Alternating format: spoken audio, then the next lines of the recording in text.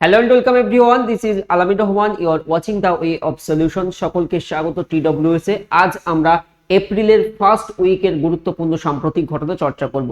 First April থেকে 7th এপ্রিলের মধ্যে গুরুত্বপূর্ণ যে সমস্ত প্রশ্ন উত্তরগুলো তোমাদের নজরে রাখতে হবে সেগুলো করিয়ে দিচ্ছি, এবং এর যে ফুল পিডিএফ সেটা তোমরা আমাদের অ্যাপে কারেন্ট অ্যাফেয়ার্স নামক যে সেকশন রয়েছে তার মধ্যেই তোমরা খুঁজে পেয়ে যাবে। এছাড়া তোমরা চাইলে জানুয়ারি, ফেব্রুয়ারি, মার্চ আমরা মান্থলি কারেন্ট অ্যাফেয়ার্সও প্রোভাইড করে থাকি। তো মান্থলি কারেন্ট অ্যাফেয়ার্স সংগ্রহ করতে ইবুক সেকশনে যাবে এবং ব্যাচের যারা আছো তোমরা তোমাদের মাই কোর্সে জিকে ফোল্ডারে দেখবে, আর ডেইলি কারেন্ট অ্যাফেয়ার্স মানে উইকলি কারেন্ট অ্যাফেয়ার্স এর পিডিএফটা এখানে আমরা প্রোভাইড করে দিই। এছাড়া বর্তমানে আমাদের যে সকল ব্যাচ চলছে সেগুলো হলো ফাউন্ডেশন 2.0 ব্যাচ, সেটা ডাব্লিউবিপি, কেপি কনস্টেবল এবং এসআই এর প্রিলিমস কমপ্লিট হবে এই ফাউন্ডেশন 2.0 তে। কারেন্ট ব্যাচ এবং সবচেয়ে পপুলার একটি ব্যাচ। তো প্রত্যেকে যারা এখনো এনরোল করোনি শুরু করতে পারো তোমার প্রিপারেশন। এরপরে প্রচেষ্টা ব্যাচ, যারা এবারের এসআই এর প্রিলিমস দিয়েছো, মেনের ডেসক্রিপটিভ প্রিপারেশনের ব্যাচ কোথাও আশেপাশে পাবে না। তো যদি পড়তে চাও এই ব্যাচ জয়েন করতে পারো এসআই মেনের জন্য, যারা এবারে প্রিলিমস দিয়েছিলে। এছাড়া এএনএম জিএনএম এর ক্র্যাশ কোর্স রয়েছে এবং প্রয়াস ব্যাচ রয়েছে ক্লার্কশিপের পার্ট 2 অর্থাৎ ডেসক্রিপটিভের প্রিপারেশন চাইলে নিতে পারো এই ব্যাচগুলি থেকে। সমস্ত ব্যাচ আমাদের পেইড কোর্স সেকশনের মধ্যে উপলব্ধ। শুরু হচ্ছে আজকের ক্লাস। প্রথম প্রশ্ন স্ক্রিনে। ইউনেস্কো সম্প্রতি কয়টি জিও পার্কস নেটওয়ার্ক সাইটে যুক্ত করার অনুমোদন দিয়েছে? এমন কয়টি সাইটকে জিও পার্ক সাইটের তালিকায় অন্তর্ভুক্ত করার জন্য অ্যাপ্রুভাল দিয়েছে ইউনেস্কো? কারেক্ট আনসার হচ্ছে 18, option number C correct answer. দেখো, ইউনেস্কোর যে এক্সিকিউটিভ বোর্ড আছে তারা সম্প্রতি এন্ডোর্স করেছে 18টি সাইটকে টু দা ইউনেস্কোর একটা লিস্ট আছে, সেই লিস্টটাকে বলা হয় UNESCO global Jio park network. যেমন আমাদের ইউনেস্কোর দেখবো ওয়ার্ল্ড হেরিটেজ সাইটের তালিকা আছে, ম্যান অ্যান্ড বায়োস্ফিয়ার রিজার্ভ বা যেটাকে ম্যাপ বলে থাকি। সিমিলারলি তো ইউনেস্কো জিও পার্কস নেটওয়ার্কের আওতায় সম্প্রতি 18টি সাইট অন্তর্ভুক্ত করা হয়েছে, এবং দিস ব্রিংস এইটার মাধ্যমে total number of geo parks 213টা ইন 48 কান্ট্রিজ, মোট 48টি দেশে। এবং এখানে এই সম্পর্কে একটু এক্সট্রা ইনফরমেশন, এই যে ইউনেস্কো গ্লোবাল জিও পার্ক বিষয়টিকে 2015 সালে তৈরি করে, মানে এই জিও পার্ক সাইটের বিষয়টা ক্রিয়েট করে। এটি আন্তর্জাতিক তাৎপর্যের ভূতাত্ত্বিক ঐতিহ্যকে রিকগনাইজ তথা স্বীকৃত করে। হকি ইন্ডিয়া 6তম বার্ষিক পুরস্কার 2023-এ নিম্নের কে বর্ষসেরা পুরুষ খেলোয়াড় হয়েছেন?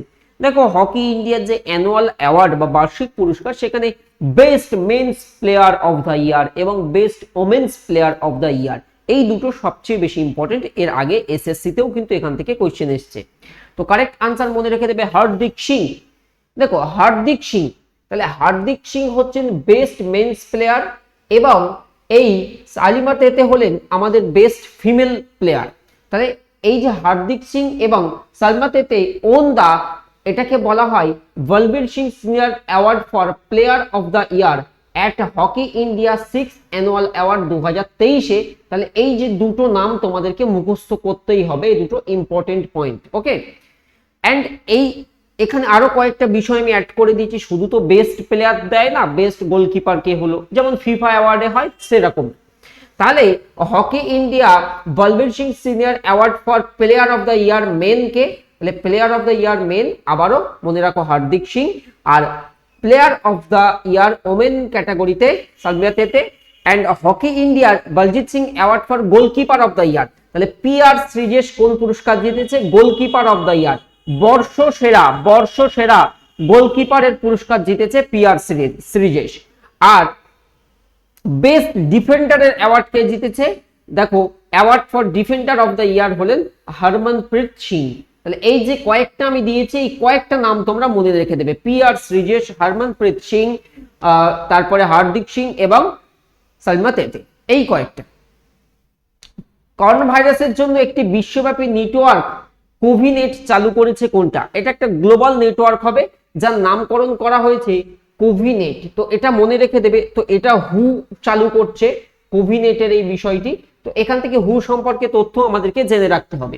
দেখো হু অর্থাৎ বিশ্ব স্বাস্থ্য সংস্থা, ওয়ার্ল্ড হেলথ অর্গানাইজেশন, এটা 7 এপ্রিল, এই এপ্রিল মাসেই হু প্রতিষ্ঠিত হয় 1948 সালের 7ই এপ্রিল হু কি হয়েছিল, স্ট্যাবলিশড হয়েছিল। হ্যাঁ, একটা নতুন নেটওয়ার্ক তারা তৈরি করেছে, কিসের জন্য, কোভিনেট, করোনা ভাইরাসের জন্য, to facilitate and coordinate global expertise and capacities for early and acute detection, monitoring and assessment এর জন্য অফ এইটা কিন্তু পরীক্ষাতে একবার দিয়েছিল SARS-CoV-2। ওকে, এই সমস্ত বা এন্ড নোভেল করোনা ভাইরাস, এই সমস্ত যে বিষয় আছে পাবলিক হেলথ ইম্পর্টেন্স কে মাথায় রেখে এই যে গ্লোবাল নেটওয়ার্ক, তাহলে গ্লোবালের যত হেলথ এক্সপার্টিস আছে তারা এই প্ল্যাটফর্মে কানেক্ট করবে। ওকে, যাতে আর্লি অ্যান্ড অ্যাকুরেট ডিটেকশন করা যেতে পারে। কোঙ্কন রেল, ভারতের বিভিন্ন রেল নেটওয়ার্ক আছে বা জোন আছে, তেমনি কোঙ্কন রেলওয়ে আছে। তো কোঙ্কন রেল কর্পোরেশনের সিএমডি মানে হচ্ছে চেয়ারম্যান কাম ম্যানেজিং ডাইরেক্টর। তাহলে তোমরা অবশ্যই খেয়াল রেখে দেবে, সিএমডি হলেন চেয়ারম্যান অ্যান্ড ম্যানেজিং ডাইরেক্টর হিসাবে নিযুক্ত হলেন কে সম্প্রতি? সঠিক উত্তর করো সন্তোষ কুমার ঝা। দেখো, Santosh Kumar Jha appointed as the CMD of Konkan railway corporation limited. আর এখান থেকে আরেকটা যে প্রশ্ন যেটা অলওয়েজ মুখস্থ রাখবে আপাতত, সেটা হচ্ছে এটা যে রেলওয়ে বোর্ডের বর্তমান চেয়ারপারসন, রেলওয়ে বোর্ডের চেয়ারম্যান ও সিইও কে, সিইও মানে চিফ এক্সিকিউটিভ অফিসার হিসেবে আছেন কে? জয়া ভার্মা সিনহা। এবং জয়া ভার্মা সিনহা হলেন রেলওয়ে বোর্ডের প্রথম মহিলা সিইও এন্ড চেয়ারম্যান, মানে ভারতীয় রেলে এই শীর্ষ পদে নিযুক্ত হওয়া প্রথম মহিলাই হলেন কিন্তু জয়া ভার্মা সিনহা। পরবর্তী নিম্নের কাকে সম্প্রতি আসকম এর সভাপতি হিসাবে নিযুক্ত করা হয়েছে? সঠিক উত্তর মনে রেখো সঞ্জয় নায়ার। দেখো, এর ফুল ফর্মটা কি? এর ফুল ফর্ম হলো associate chamber of commerce and industry of India. তো associate chamber of commerce and industry of India বা ASSOCHAM has appointed Sanjay Nair as its new president। Sanjay Nair হলেন ASSOCHAM-এর নতুন প্রেসিডেন্ট। তিনি যে অজয় সিং আছেন, অজয় সিংকে রিপ্লেস করলেন বা স্থলাভিষিক্ত করলেন।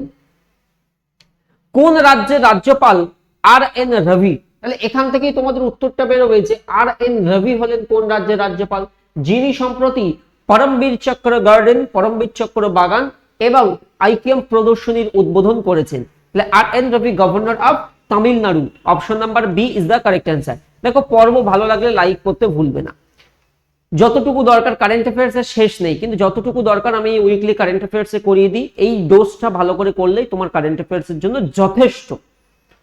তামিলনাড়ু গভর্নর আর এন রবি, তাহলে খুব special point, R N Ravi governor of Tamil Nadu ইনোগ্রেটেড পরমবীর চক্র garden and item exhibition in the Kanchi মার্শারাম বিদ্যা মন্দির ইন চেন্নাই। তো এখানে আমরা তামিলনাড়ু সম্পর্কে জেনে রাখি। তামিলনাড়ুর ক্যাপিটাল সিটি হচ্ছে আমাদের চেন্নাই শহর এবং মুখ্যমন্ত্রী হলেন এম.কে. স্ট্যালিন, রাজ্যপাল হলেন আর এন রবি। তামিলনাড়ুতে রয়েছে গুন্ডি, গালফ অফ মান্নার, ইন্দিরা গান্ধী বা আন্নামালাই, মধুমালাই ও মুকুর্থি জাতীয় উদ্যান। এবং খুব স্পেশালি মনে রেখে দেবে, এখানে বেশ কয়েকটা টাইগার রিজার্ভ আছে। আর আমাদের যদি প্রশ্ন আসে স্ট্যাটিক হিসাবে যে প্রজেক্ট টাইগার কবে লঞ্চ হয়েছিল, তাহলে মনে রেখে দেবে 1973-তে আমরা দেখব প্রজেক্ট টাইগার। বলতো দেখি কারেন্টলি 2024-এর এই লেটেস্ট ডেটা অনুযায়ী আমাদের বর্তমানে টাইগার রিজার্ভের সংখ্যা কয়টি? নাগার্জুন সাগর শ্রীশৈলমটা হচ্ছে সবচেয়ে বড় টাইগার রিজার্ভ, মনে রাখবে। তো আন্নামালাই, মধুমালাই, সত্যমঙ্গলম কিংবা কালাকাদ, বন্টনথুরাই টাইগার রিজার্ভ, এই সকল কিছু কিন্তু তামিলনাড়ুতে অবস্থিত। এবং রামসার সাইট যে ভারতে বর্তমানে 80টা আছে, তার মধ্যে শীর্ষস্থানে কিন্তু মনে রেখে দেবে তামিলনাড়ু। আর জিআই ট্যাগ পণ্যের নিরিখে শীর্ষস্থানে ইউপি আছে। নেক্সট দেখো, প্রতি বছর কোন তারিখে পালিত হয় বিশ্ব অটিজম অ্যাওয়ারনেস ডে বা ওয়ার্ল্ড অটিজম অ্যাওয়ারনেস ডে বা বিশ্ব অটিজম সচেতনতা দিবস? তো সঠিক উত্তর হচ্ছে 2রা April. World autism awareness day April মাসের 2 তারিখে সেলিব্রেট করা হয়। The day is observe to spread awareness around the condition. মূলত এই অটিজম সম্পর্কে সচেতনতা বৃদ্ধির লক্ষ্যে এই দিবসটি 2রা এপ্রিল পালিত হয়ে থাকে।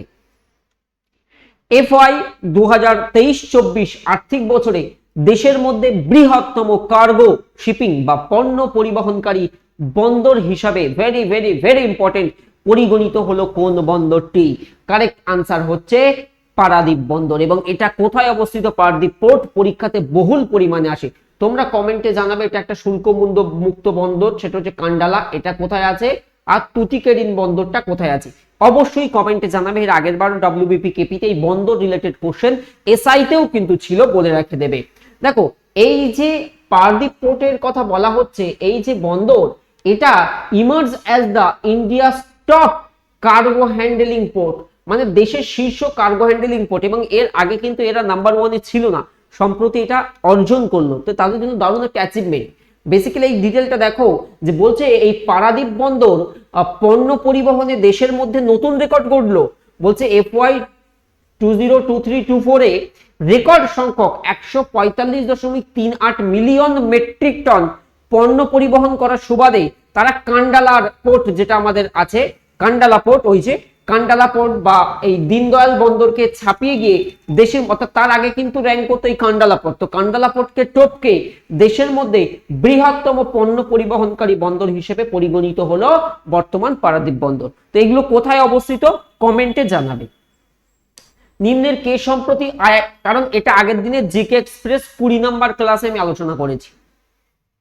নিম্নের কে সম্প্রতি আইআইটি বোম্বেতে ক্যান্সারের জন্য ভারতের প্রথম দেশীয় পদ্ধতিতে জিন ভিত্তিক চিকিৎসা সূচনা করেছেন। দেখো আমাদের আইআইটি, সেই ইনস্টিটিউশনে গিয়ে আমাদের রাষ্ট্রপতি তিনি কি করলেন, একদম দেশীয় প্রযুক্তিতে ক্যান্সারের জন্য জিন পদ্ধতি বা জিন থেরাপির সূচনা তিনি করলেন। তো কারেক্ট আনসার হচ্ছে Droupadi Murmu, option number C.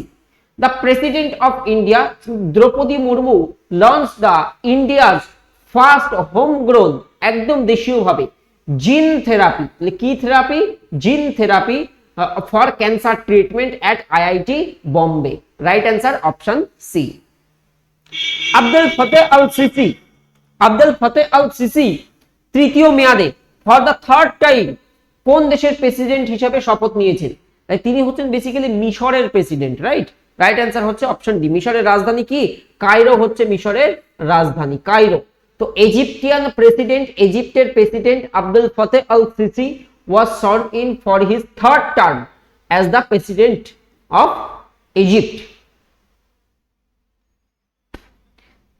FAO মানে কি?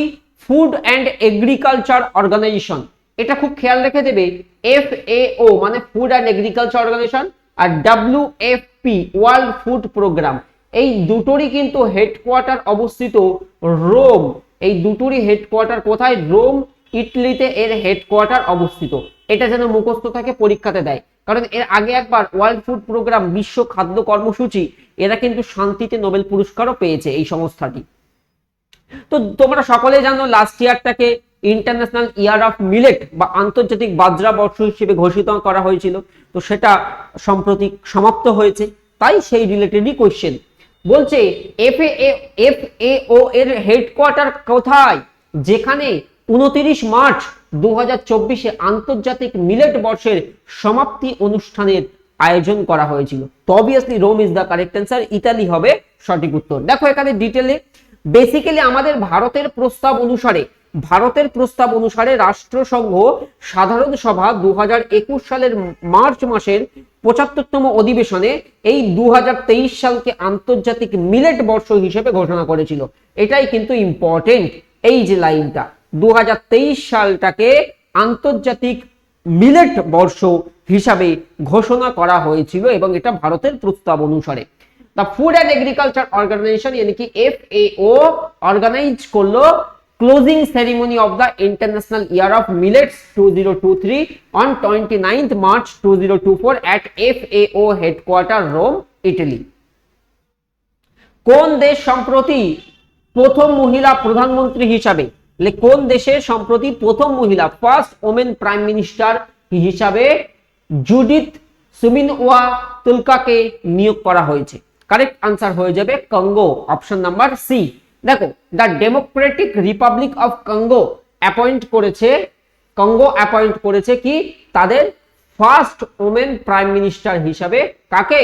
এই জুডিথ সুমিনওয়া তুলকাকে। প্যারিস অলিম্পিক, এইটা খুব কেয়ারফুলি দেখবে, যেমন 2020-তে আমাদের টোকিও অলিম্পিক ছিল, এই টোকিও অলিম্পিকের পর 2020 জাপানের টোকিও, 2024 যেটা হবে প্যারিস অলিম্পিক বা যেটা হচ্ছে ফ্রান্সে হবে। তাহলে প্যারিস অলিম্পিক यानी কি 2024 এর যে সামার অলিম্পিক তার নাম হচ্ছে প্যারিস অলিম্পিকে যোগ্যতা অর্জনকারী অর্থাৎ কোয়ালিফাই করেছে এরকম প্রথম মহিলা ভারতের ভারোত্তোলক কে। তাহলে দেখো প্যারিস অলিম্পিকে যোগ্যতা অর্জনকারী একমাত্র ভারতীয় ভারোত্তোলক মানে ওয়েট লিফটারকে। দেখো লাস্ট টাইমও কিন্তু তিনি অলিম্পিক মেডেল এনেছিলেন, মীরাবাই চানু ওয়েট লিফটার, তাই না, ভারোত্তোলন করেন তিনি। তো কারেক্ট অ্যান্সার অবভিয়াসলি মীরাবাই চানু। দেখো টোকিও অলিম্পিকের মেডেলিস্ট পদকজয়ী ছিলেন কে, মীরাবাই চানু, এবং she become the only Indian weight lifter to qualify for the Paris Olympic this year after competing successfully. সম্প্রতিকালে এই যেটা হলো এই ফুকেট থাইল্যান্ডে IWF ওয়ার্ল্ড কাপেই তিনি সাকসেসফুলি কম্পিট করার মাধ্যমে কিন্তু এই প্যারিস অলিম্পিকের জন্য কোয়ালিফাই করে নিলেন। আর 2020 টোকিও অলিম্পিকে আমাদের পদক সংখ্যা ছিল কয়টি, 7টি। 2020 টোকিও অলিম্পিকে আমাদের মেডেল ট্যালি ছিল 7।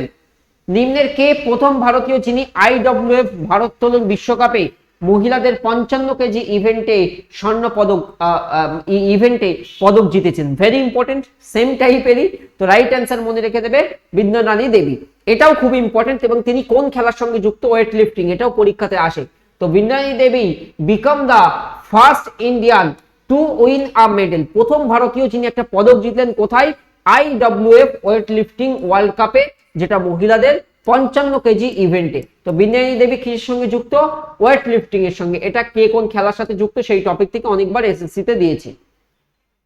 Miami Open, Miami Open 2024, Miami Open 2024 tennis টুর্নামেন্টে পুরুষদের একক বিভাগে জয়ী হয়েছেন কে? কারেক্ট আনসার হলো জানিক সিনার। দেখো ইতালির যে জানিক সিনার আছেন won the men singles crown at the Miami Open 2024 tennis tournament, কোথায় হলো, ফ্লোরিডাতে হলো।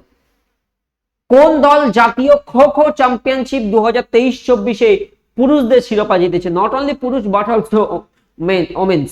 তো right answer is Maharashtra, option A correct answer. দেখো Maharashtra emerge the champion in both men's and women's section at the 56 national kho kho championship. তাই 56তম জাতীয় খোখো চ্যাম্পিয়নশিপে মহিলাদের এবং পুরুষদের যে শিরোপা তারা জিতেছে মহারাষ্ট্র। এখন দেখো মহারাষ্ট্রের রাজধানী হয়ে যাবে মুম্বাই এবং মুখ্যমন্ত্রী হলেন একনাথ শিন্ডে, রাজ্যপাল হলেন রমেশ বৈশ। মহারাষ্ট্রে আছে চান্দোলি, গুগামাল, নবেগাঁও জাতীয় উদ্যান, পেঞ্চ জাতীয় উদ্যান, এবং এখানে সঞ্জয় গান্ধী বা বরিভিলি জাতীয় উদ্যান, তাডোবা জাতীয় উদ্যান, এবং এখানে একটা গুরুত্বপূর্ণ টাইগার রিজার্ভ হচ্ছে সহ্যাদ্রি টাইগার রিজার্ভ। ওকে, আর একটা পয়েন্ট মনে রেখে দেবে 1853-তে এই বোম্বেতেই কিন্তু আমাদের প্রথম ফার্স্ট প্যাসেঞ্জার ট্রেন চলেছিল বোম্বে টু থানের মধ্যে। 1925 ফার্স্ট ইলেকট্রিক ট্রেন বোম্বে ভিটি ভিক্টোরিয়া টার্মিনাস আর কুল্লা হারবারের মধ্যে আবার চলাচল করে। এবং ফেমাস লোনার লেক যেটা উল্কাপাতের ফলে সৃষ্ট, এটাও কিন্তু মহারাষ্ট্রে। নিম্নের কে সম্প্রতি বিশ্ব ব্যাংক অর্থাৎ ওয়ার্ল্ড ব্যাংক গ্রুপ কর্তৃক অর্থনৈতিক উপদেষ্টা ইকোনমিক অ্যাডভাইজারি যে প্যানেল থাকে তার একজন সদস্য হিসেবে নিযুক্ত হয়েছেন? তিনি কে? কারেক্ট আনসার হচ্ছে রাকেশ মোহন। নীলমোহনকে, নীলমোহন হলেন ইউটিউবের সিও। এই যে তুমি ইউটিউবে ক্লাসটা দেখছো তার সিও, আগে ছিলেন সুজন ওজস্কি। দেখো world bank group has appointed former reserve bank of India, প্রাক্তন আরবিআই এর ডেপুটি গভর্নর। আরবিআই তে 4 জন ডেপুটি গভর্নর থাকে এবং 1 জন গভর্নর থাকে। তিনি এই যে ব্যক্তি রাকেশ মোহন, তিনি আরবিআই এর প্রাক্তন ডেপুটি গভর্নর ছিলেন রাকেশ মোহন। তো তিনি ইকোনমিক অ্যাডভাইজারি প্যানেলে একজন মেম্বার হিসেবে অ্যাপয়েন্ট হলেন কোথায়? ওয়ার্ল্ড ব্যাংকে বা বিশ্ব ব্যাংকে। তো এটা এমনি স্ট্যাটিক পয়েন্ট, বিশ্ব ব্যাংকের সদর দপ্তর কোথায় পরীক্ষাতে দেবে? সো ওয়াশিংটন, মার্কিন যুক্তরাষ্ট্রে ওয়ার্ল্ড ব্যাংকের হেডকোয়ার্টার অবস্থিত। দেখো পর্ব নিশ্চয়ই ভালো লাগছে, লাইক করতে ভুলবেন এবং অবশ্যই বন্ধুদের মধ্যে শেয়ার করবে সাম্প্রতিক ঘটনা। এতে কোনো কম্পিটিশন নেই, যে দেখবে তার নলেজ বাড়বে যে কি চলছে। প্রতি বছর কোন তারিখে পালিত হয় বিশ্ব স্বাস্থ্য দিবস, মানে কি ওয়ার্ল্ড হেলথ ডে? এই যে আমি আজকেই বলছিলাম না যে 7th অফ এপ্রিল আমাদের বিশ্ব স্বাস্থ্য সংস্থা 1948 সালে এস্টাবলিশড হয়েছিল। তাহলে এই যে 7 এপ্রিল বিশ্ব স্বাস্থ্য সংস্থার প্রতিষ্ঠাতা দিবস, এই 7 এপ্রিলই হচ্ছে কিন্তু আমাদের বিশ্ব স্বাস্থ্য দিবস, মানে কি world health day. World health day observe on 7th April every year. Theme কি? থিমটা মনে রেখে দেবে my health my right. Theme হচ্ছে মাই হেলথ মাই রাইট। বিশ্ব স্বাস্থ্য সংস্থা 7 এপ্রিল 1948 এস্টাবলিশড, সদর দপ্তর অবস্থিত জেনেভা, সুইজারল্যান্ডে অবস্থিত এর হেডকোয়ার্টার। ভারতের প্রথম মহিলা হিসেবে প্যারিস গ্রীষ্মকালীন অলিম্পিকে জুরি মেম্বার হিসেবে কাজ করবেন কে? তো জুরি মেম্বার হিসেবে কাজ করবে প্রথম মহিলা হিসেবে উইলকিস মির ফ্রম জম্মু অ্যান্ড কাশ্মীর। দেখো জেএন্ডকে থেকে কে? Wilkis Mir is set to create history as the first women from India, প্রথম ভারতীয় মহিলা হিসেবে to serve a jury member at this year's summer olympic in Paris, यानी कि 2024। বর্তমান বিশ্বের 1 নম্বর পুরুষ টেনিস খেলোয়াড়কে? তো এটা এইভাবে আসতে পারে যে সবচেয়ে দীর্ঘদিন ধরে বা ওল্ডেস্ট হিসাবে নম্বর 1 র্যাঙ্কে কে আছেন টেনিসের মধ্যে, ওল্ডেস্ট সবচেয়ে বেশি সময় ধরে আছেন, এই হিসেবে প্রশ্নটা আসতে পারে। মনে রেখে দেবে ওয়ান এন্ড অনলি নোভাক জোকোভিচ, কারণ তার ঝুলিতে যে রেকর্ড আছে সেটাও সবচেয়ে বেশি। দেখো সর্বাধিক যদি এইভাবেও প্রশ্ন দেয় যে সর্বাধিক গ্র্যান্ড স্ল্যাম জয়ের রেকর্ড কার আছে, আর উইম্বলডন চ্যাম্পিয়নশিপ হচ্ছে ওল্ডেস্ট গ্র্যান্ড স্ল্যাম, মনে রেখে দেবে 24 টাইম 24 বারে গ্র্যান্ড স্ল্যাম চ্যাম্পিয়নশিপ কে নোভাক জোকোভিচ, become the oldest number 1 ATP ranking history. এবার তার রেকর্ডের মালিক হলেন নোভাক জোকোভিচ, বর্তমান বিশ্বের 1 নম্বর পুরুষ টেনিস খেলোয়াড় নোভাক জোকোভিচ। নতুন প্রকাশিত সদ্য প্রকাশিত যে এটিপি র্যাঙ্কিং সেখানেও তিনি 1 নম্বরেই রয়েছেন। তো এই ছিল আজকের পর্ব, এবং WBPKP সেরা প্রস্তুতি নিতে অবশ্যই তোমরা আমাদের 2.0 ব্যাচ জয়েন করতে পারো। তুমি যেখান থেকে খুশি প্রিপারেশন নিতে পারো, বাট আমি রিকমেন্ড করতে পারি আমাদের 2.0 ব্যাচ, কারণ আমি নিজে পড়াচ্ছি, জানি কতটা খেটে পড়াচ্ছি। চয়েস এবার তোমার, নেবে কি নেবে না, তবে আমাদের ব্যাচ কিন্তু রানিং আছে। তো ব্যাচে জয়েন করলে এরকম জানুয়ারির মান্থলি পিডিএফ, ফেব্রুয়ারির পিডিএফ, এগুলো যতদিন ব্যাচ চলবে, অর্থাৎ 5 মাসের ব্যাচ 5 মাস পুরো ফ্রি পেয়ে যাবে। আর ব্যাচে না থাকলে এগুলো চাইলে কালেক্ট করতে পারো, সবচেয়ে কম প্রাইস থাকে, 23 টাকা করে প্রাইস থাকে।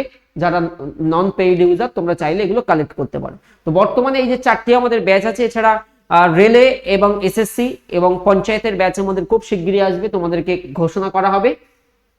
তো তোমরা এই যে কোনো ব্যাচে অ্যাডমিশন নিতে সেই ব্যাচের নাম লিখে তোমরা অ্যাপ থেকে সরাসরি অ্যাডমিশন নিতে পারবে। এই যে অ্যাপের পেইড কোর্স সেকশনে চলে গেলে ব্যাচ খুঁজে পাবে। তো তুমি যে ব্যাচটি নেবে, ফর এক্সাম্পল ফাউন্ডেশন 2.0 নেবে, তো ওর উপরে ক্লিক করলে নিচে জয়েন বাটন আসবে, জয়েন বাটনে ক্লিক করলে তোমার ফোন নাম্বার আসবে, সাবমিট করে দিলে ফোন নাম্বারে হোয়াটসঅ্যাপ থাকলে হোয়াটসঅ্যাপ, অথবা ফোনে নর্মাল মেসেজ বক্সে পেমেন্টের লিঙ্ক চলে যাবে, লেখা থাকবে পারচেস লিঙ্ক। তো সেই পারচেস লিঙ্ক থেকে পেমেন্ট করে দিলে তুমি ব্যাচে এনরোল হয়ে গেলে। এবার যখনই এনরোল হয়ে যাবে, এই যে নিচে দেখবে মাই কোর্স থাকে, সেই মাই কোর্সে তুমি তোমার ব্যাচ দেখতে পেয়ে যাবে। চলো, অল দ্য বেস্ট, এবং অবশ্যই আমাদের the way of solution and TWS academy subscribe করতে ভুলো না। এবং আমি দেখেছি অনেক নতুন ছাত্রছাত্রী আছে, তারা বুঝতে পারে না কি করে প্রিপারেশন নেব। TWS একাডেমি নয়, সরি, TWS স্মার্টে আমি অলরেডি ভিডিও করে দিয়েছি, 1 লক্ষ বেশি ছেলে মেয়ে দেখে নিয়েছে। তুমি ইউটিউবে সার্চ করবে TWS স্মার্ট। তো TWS স্মার্টে আমি রেগুলার ভিডিও ছাড়তে পারি না, ওই 2 মাস 3 মাসে একটা ভিডিও দিই, বাট যেটা দিই কাজের ভিডিও দিই, এবং সব ভিডিওই লক্ষের বেশি ভিউজ হয়। তো তুমি এটা দেখতে পারো, কারণ ওখানে খুব তাৎপর্যপূর্ণ কিছু কথা বলা আছে। আর প্লেলিস্ট থেকে আমার পুরাতন যত জিকে এক্সপ্রেস আছে সেগুলো কিন্তু প্লেলিস্ট সেকশন থেকে তুমি খুঁজে পেয়ে যাবে দা ওয়ে অফ সলিউশন চ্যানেলে। চলো, ধন্যবাদ সকলকে, ভালো থেকো সবাই, আর নিজের খেয়াল রেখো, পরিবারের খেয়াল রেখো, and thank you so much for watching ready to fight for competitive exams.